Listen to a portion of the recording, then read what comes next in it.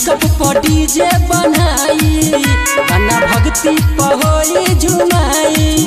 हुनकर महिमा पार गुंजला जाएगा सब झूमेला हुनकर नाम पर नाचल जाई बैजू के धाम पर बलमुआ चहल न भोला के धाम पर नाचल जाई बैजू के धाम पर बलमुआ चल न भोला के धाम पर नाचल जाई बैजू के धाम पर बलमुआ बोला बोला देव घर वाले बाबा की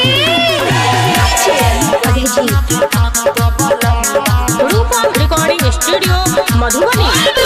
हो कांवर सजा के हो जलवा उठा के हम जाई भोला के दुआरिया नु हो चढ़ल बाट सावन लागेला मन भावन कैले बानी हम सोमवारी नु हो कांवर सजा के हो जलवा उठा के हम जाई भोला के दुआरिया नु हो चढ़ल बाट सावन लागेला मन भावन कैले बानी हम सोमवारी नु हो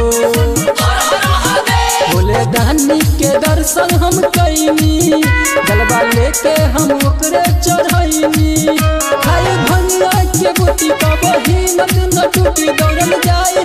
चिलम के दम पर नाचल जाई बैजू के धाम पर बलमुआ चहल न भोला के धाम पर नाचल जाई बैजू के धाम पर बलमुआ चल न भोला के धाम पर नाचल जाई बोले शंकर भगवान की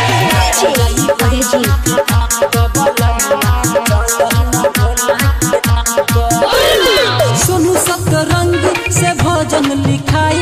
महेश रंगीला से गवाई बहो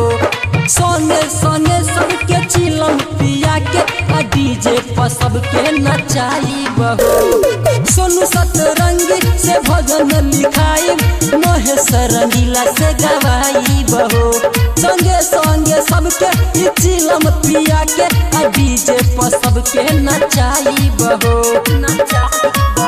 सब हिला बेला अपन कमरिया छलके दीहन तू गगरिया हुनकर महिमा पार गुंजला जाएगा सब झूमेला हुनकर नाम पर नाचल जाई बैजू के धाम पर बलमुआ चहल न भोला के धाम पर नाचल जाई बैजू के धाम पर बलमुआ चल न भोला के धाम पर।